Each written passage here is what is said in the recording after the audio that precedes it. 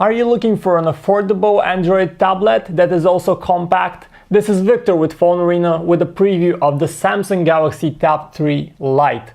This device is coming soon to the United States for a price of $160, and it features a 7-inch display, Android Jelly Bean, a dual-core processor, and even a camera on the back, a rear bare-bones camera. So what's it all about? How does it compare against other affordable Android smartphones?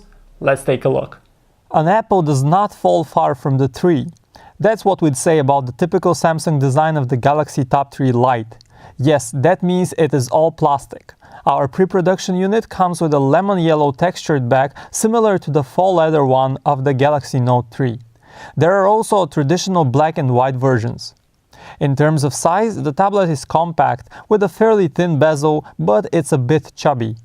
Luckily, it is also fairly lightweight, so you can easily hold it for longer periods of time. The physical buttons on our test device comes with a nice travel and clickiness and are easy to press. On the right side there are a lock key and volume rocker, and on the left is a micro SD card slot. The Galaxy Tab 3 Lite features a very modest 124 by 600 pixel 7-inch display that just fails to meet modern day expectations for tablet sharpness.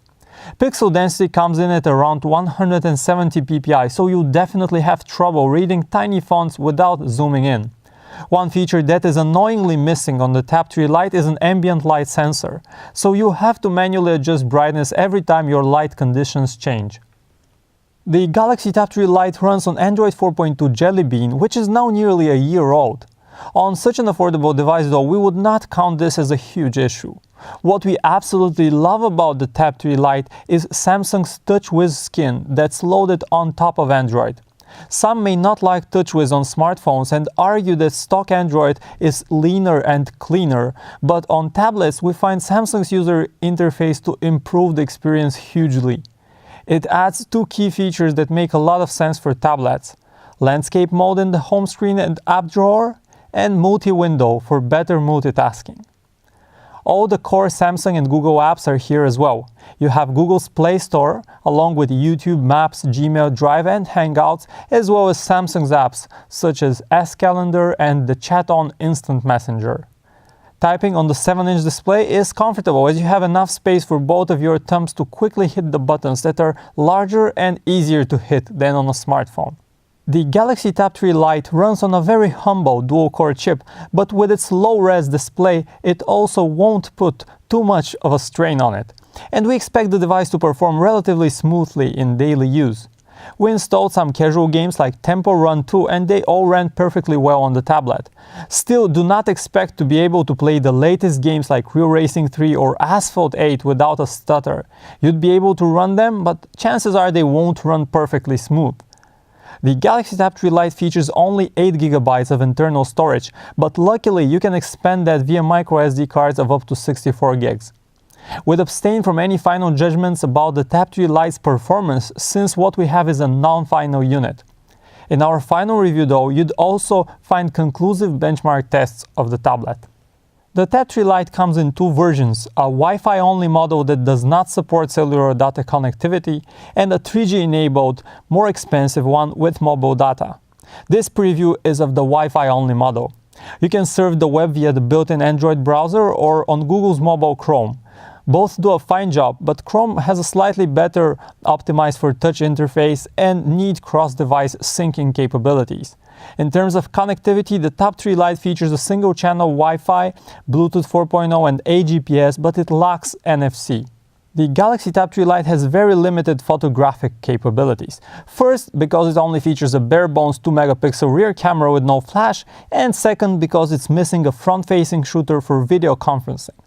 Honestly, we'd prefer having a front camera on a tablet rather than a rear-facing one, but it is what it is. The camera interface is the old Samsung one, but it's still a very functional layout packed with features.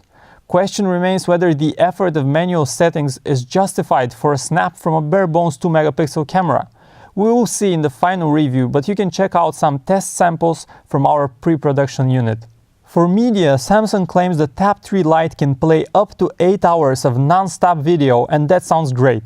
The built-in video player is capable of running most common formats with ease, and we played back 720p videos without a stutter. We also love the gallery experience with Samsung's 2-column photo app that makes jumping between albums of photographs easy and adds basic image editing capabilities. For music, you have the Google Play Music app along with Samsung's own music player, and while both get the job done, we tend to prefer Samsung's application for its simpler interface, nice equalizers, and folder view support.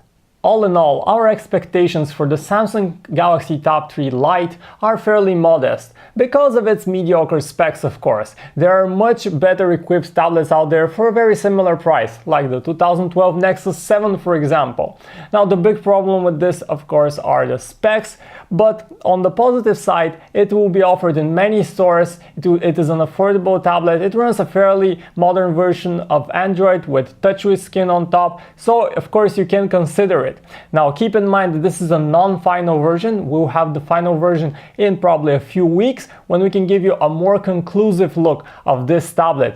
Right now we expect this to cost around $160 in the States and around 160 euro for the Wi-Fi only version in Europe. For a more detailed review and for our current preview, make sure to go to phonearena.com. Thanks for watching.